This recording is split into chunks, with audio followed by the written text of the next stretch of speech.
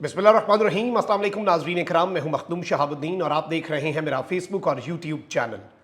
उम्मीद करता हूं आप सब लोग बखैर व आफियत होंगे और जहां भी होंगे अपने अहले खाना समेत खुश भी होंगे और महफूज भी। नाज़रीन इकराम, आज 10 मुहर्रम उल हराम है, इमाम आली मकाम की शहादत का दिन। आज का दिन हुसैनियत का दर्स याद करने का दिन है, एक अहद वफा का दिन है और यजीदियत मुर्दाबाद का बरमला बाशगाफ नारा लगाने का दिन है। अहद हाजिर के यजीद से लेकर आज से 1400 साल पहले वाले यजीद को निशाने इबरत बनाने का दिन है। लेकिन इसके साथ ही साथ पाकिस्तान में इस वक्त जो हालात बन चुके हैं ये इंतहाई अफसोसनाक है। पाकिस्तान में किसी भी दिन को नहीं बख्शा जाता और आज 10 मुहर्रम उल हराम को पाकिस्तान के सियासी मंजरनामे से इंतहाई दुख और कर्ब और तकलीफ के साथ मैं ये वीडियो बना रहा हूं, क्योंकि आज का दिन तो खुदा का खौफ करते। आज का दिन 2 वीडियोस ऐसी आई हैं फजर टाइम की जिन्होंने पूरे पाकिस्तान को लर्जा के रख दिया है। चंद साल का बच्चा शहरयार आफरीदी और जमशेद दस्ती, ये मामला क्या है? पाकिस्तान तहरीक इंसाफ के किन किन रहनुमाओं को उठा लिया गया है, इस हवाले से भी मैंने बड़ी आम तरीन डेवलपमेंट साहब के सामने रखनी है। और ये सब कुछ एक ही चीज़ का गम्माज है, हुकूमती बौखलाहट। इस वक्त मुक्तदरा को बहुत टफ टाइम मिला हुआ है।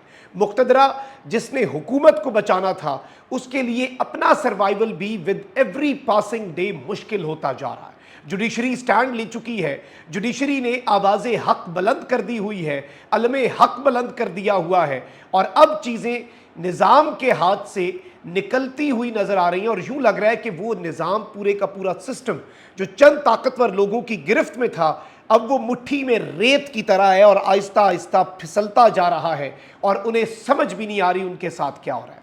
मैं सारी की सारी हैपनिंग्स आपके सामने रखता हूँ, क्योंकि चाहे पाकिस्तान तहरीक इंसाफ पर पाबंदी का प्लान हो, चाहे एडहॉक जजेस वाला प्लान हो, ये सारे के सारे मंसूबे उल्टा इनके गले पड़ते जा रहे हैं और इसीलिए इस बौखलाहट में पकड़ धकड़ और क्रैकडाउन, जुल्म, फस्तायत, इसकी इंतहा कर दी गई है। अगर अभी तक आपने इस वीडियो को लाइक नहीं किया तो लाइक ज़रूर कर दें। आपके लाइक्स और कमेंट्स हमारे लिए बहुत ज़्यादा इंपॉर्टेंट हैं। साथ ही साथ चैनल को सब्सक्राइब नहीं किया तो सब्सक्राइब करना ना भूलिएगा, मुनासिब समझें तो करके शुक्रिया का मौका भी दे सकते हैं।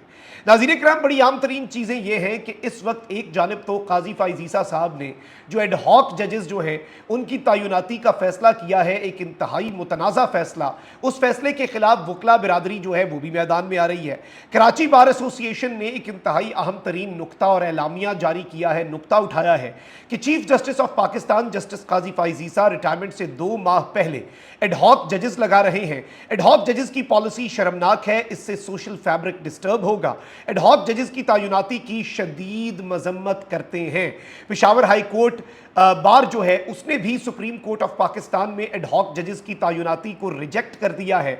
एडहॉक जजेस की तैनाती के मामले पर वकला जो हैं वो एक तहरीक का इंदिया दे रहे हैं और काला कोट अगर सड़कों पर निकल आया तो काजी को लेने के देने पड़ जाएंगे। बिलाशुबा काजी फ़ाइज़ ईसा साहब शदीद दबाव में हैं।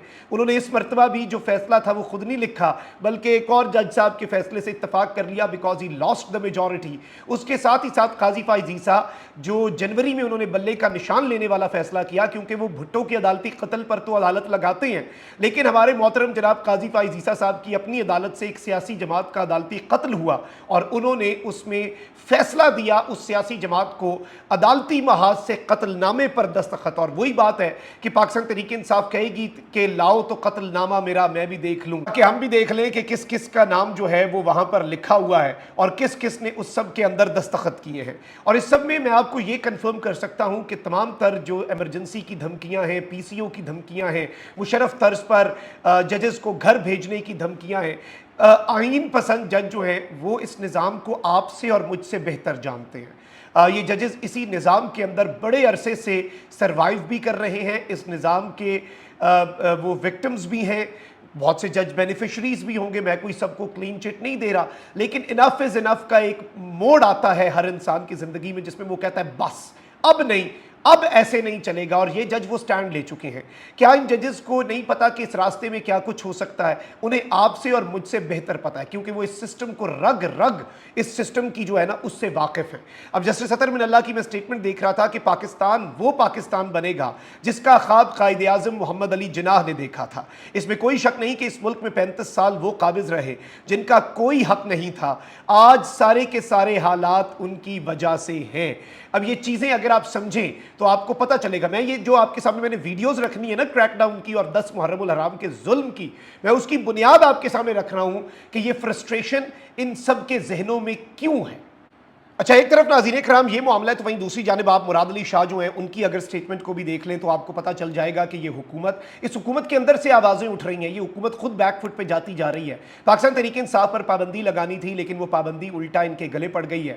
100 پیاز اور 100 جوتے کے مصداق عالمی سطح پر تھو تھو بھی کروا لی، تنقید بھی کروا لی، ایکسپوز بھی ہو گئے کہ یہ چابی والے کھلونے ہیں۔ وزیر اطلاعات جو ہے وہ اپنی ہی پارٹی اور اپنی ہی حکومت سے بھی مشاورت نہیں کرتا۔ وزیر اعظم نے کہیں پہ بوٹ پالش پکڑی ہوگی، حکم آیا ہوگا اور پریس کانفرنس داغ دی ہوگی۔ وزیر اطلاعات جو ہیں ان کی بھی کل وقت مجھے لگتا ہے جیسے ایک ٹی وی چینل کے اندر پروگرام اینکر نہیں جو پروگرام کر رہا ہوتا ہے، ایک نیوز پریزنٹر ہوتا ہے، اس کے سامنے پرومپٹر ہوتا ہے، اس پرومپٹر میں جو الفاظ لکھے ہیں ان میں سے ایک لفظ کی ایڈیشن یا سبٹریکشن وہ نہیں کر سکتا۔ تو عطا تارڑ صاحب کو صرف وہی سمجھا جائے کہ انہیں جو فیڈ کر دیا جائے گا، جو سکرپٹ دیا جائے گا۔ وزیر اعلیٰ سندھ مراد علی شاہ کی طرف سے سٹیٹمنٹ آئی ہے، اس سے پہلے پیپلز پارٹی کی سٹیٹمنٹ آئی، اور اب وزیر اعلیٰ یہ سٹیٹمنٹ دے رہا ہے کہ پیپلز پارٹی کسی بھی سیاسی جماعت پر پابندی لگانے کے حق میں نہیں، اور انہوں نے یہ کہا کہ مختلف علاقوں میں جو بھی چیزیں ہیں، تمام تر معاملات چل رہے ہیں، انہیں اسی حساب سے دیکھنا چاہیے۔ لیکن پاکستان پیپلز پارٹی سے مشاورت کے حوالے سے انہوں نے کہا کہ کوئی مشاورت نہیں کی گئی، پیپلز پارٹی کسی بھی سیاسی جماعت پر پابندی کے حق میں نہیں۔ پی ٹی آئی کو بھی اپنا کردار دیکھنا ہوگا، اور محض ووٹ لینے سے یا سیٹیں لینے سے تو سیاسی جماعت نہیں بنتے۔ پی ٹی آئی خود اپنی وجہ سے اس مقام پر پہنچی، یہ تنقید انہوں نے کی، لیکن چلیں اصولی موقف پابندی والا جو ہے۔ اب یہاں پر میں آپ کو ایک اور چیز یہ بتا دوں کہ نظام کے لیے شکست کیا ہے۔ حکومت کی جانب سے تحریک انصاف پر پابندی عائد کیے جانے کے اعلان کے بعد اب پارلیمنٹ میں لے جانے اور مشورہ کرنے پر آ گئی، یعنی پہلے اناؤنسمنٹ اور اب اسی مشورہ کر کے دسیں گے، پہلے they were very sure about this۔ حکومت کی جانب سے پابندی کے اعلان اور سپریم کورٹ جانے کے دعووں سے ہوتی ہوئی بات معاملہ پارلیمنٹ میں لے جانے، اتحادیوں سے مشورہ کرنے کے بعد نون لیگ کے ایک سینئر رہنما کے اس بیان پر آ گئی ہے کہ نون لیگ کے اندر سے آوازیں اٹھ رہی ہیں کہ سیاسی جماعت پر پابندی نہیں لگنی چاہیے، یعنی معاملہ یہاں تک آ گیا ہے۔ اور میں آپ کو یہ بتا دوں کہ عطا تارڑ نے پریس کانفرنس کرتے ہوئے کہا تھا کہ حکومت تحریک انصاف پر پابندی لگانے جا رہی ہے، لیکن میں آپ کو یہ بتا دوں کہ طلال چودھری ایک قدم آگے بڑھتے ہوئے کہا کہ ریفرنس سپریم کورٹ بھیج دیا ہے، فیصلہ عدالت کرے گی، لیکن پھر اسحاق ڈار نے کہا کہ فیصلے کو پہلے لیڈرشپ دیکھے گی، پھر اتحادیوں سے مشورہ ہوگا اور قانون کے اور آئین کے تحت فیصلہ ہوگا۔ وفاقی وزیر خواجہ آصف جو ہیں انہوں نے کہا کہ فیصلہ پارلیمنٹ میں جائے گا اور لازمی طور پر جماعت کی رضامندی کے بعد ہی ایسا کریں گے، ہر جماعت کی رضامندی۔ اور اب نون لیگ جو ہے اس کے اندر سے آوازیں چونکہ اٹھ رہی ہیں تو سسٹم جو ہے وہ اب بالکل اپنے گھٹنوں پر آ چکا ہے۔ نظام کے لیے چیزوں کو اس طرح سے مینج کرنا، نظام کے لیے اس طرح سے چیزوں کو آپریٹ کرنا اس طریقے سے چل نہیں پا رہا۔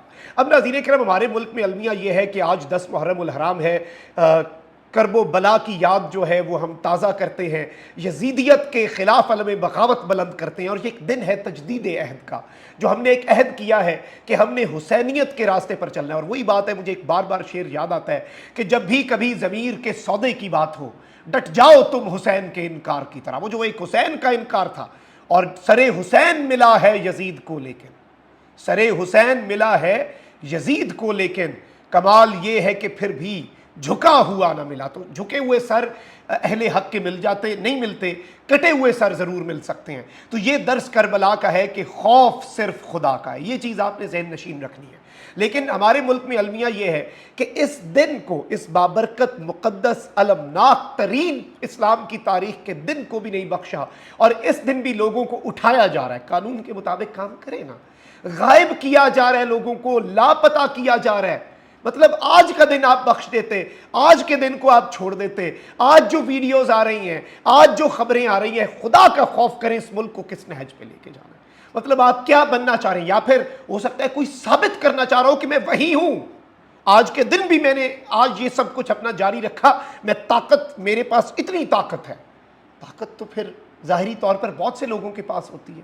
تو خدا را اس ملک پر، میں it's not about PTI, لیکن میں یہ سمجھتا ہوں کہ پاکستان کے اندر جیسے عدت کیس کے اندر شرعی معاملات کو گھسیٹا گیا سیاسی مقاصد کے لیے، یہ چیزیں انتہائی افسوسناک ہیں۔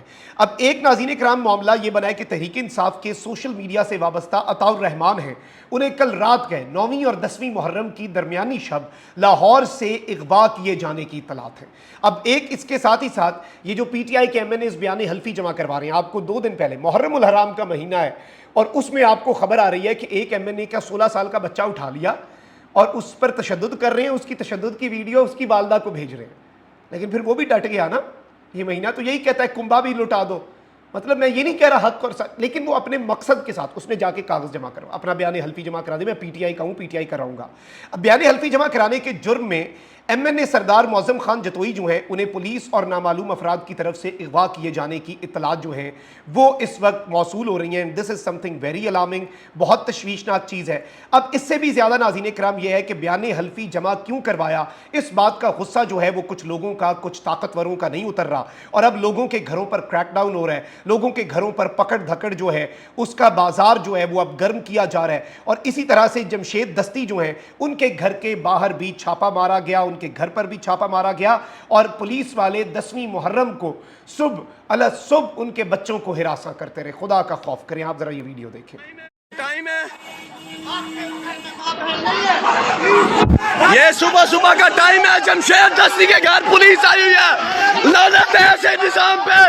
یہ جمشید دستی کے گھر آئے ہوئے ہیں، یہ کتے بھاگ رہے ہیں، یہ 10 محرم کا دن ہے، جمشید دستی کے گھر آئے ہوئے ہیں، 10 محرم کا دن ہے۔ یہ دیکھیں، یہ ایلیٹ ہے مظفر گڑھ سے، یہ آگے ایک سیور بندہ جا رہا ہے، یہ دیکھیں مظفر گڑھ جمشید دستی کے گھر آئے ہوئے ہیں، اس کی بچوں کو ہراساں کیا جا رہا ہے۔ صبح کا ٹائم ہے، 10 محرم ہے، یہ دیکھیں گنڈا گردی دیکھیں پنجاب پولیس کی، ایلیٹ اس کے ساتھ ہے۔ یہ صبح کا ٹائم ہے۔ اس کے بعد پھر بندہ کیا کہے، خدا کا خوف کریں، یہ آپ کیا کر رہے ہیں۔ اچھا وہیں دوسری جانب شہریار آفریدی جو ہیں ان کے گھر کے باہر کی سی سی ٹی وی فوٹیج موصول ہوئی ہے، اس فوٹیج میں کچھ وردی میں ملبوس لوگ ہیں، انہیں دیکھا جا سکتا ہے، اور ساتھ وہ پتہ نہیں کیوں لیکن ایک بچہ بھی لے کر آئے، اور سی سی ٹی وی جو ہے وہ اتارنے کی، سی سی ٹی وی کا جو سسٹم ہے، کیمراز جو ہیں وہ اتارنے کی کوشش کرتے رہے۔ شاید اوبویسلی شہریار آفریدی کو اٹھانا چاہتے تھے، اغوا کرنا چاہتے تھے، اور اس سے پہلے یہ تھا کہ سی سی ٹی وی کیمراز جو ہیں انہیں انالائز کر لیا جائے۔ لیکن آپ یہ دیکھیں کہ اس ملک کو کس نہج پر پہنچایا جا رہا ہے۔ آج 10ویں محرم پہ ہم یہ ویژولز شیئر کر رہے ہیں، افسوس۔ اپنا بہت خیال رکھیں، اللہ نگہبان، پاکستان زندہ باد۔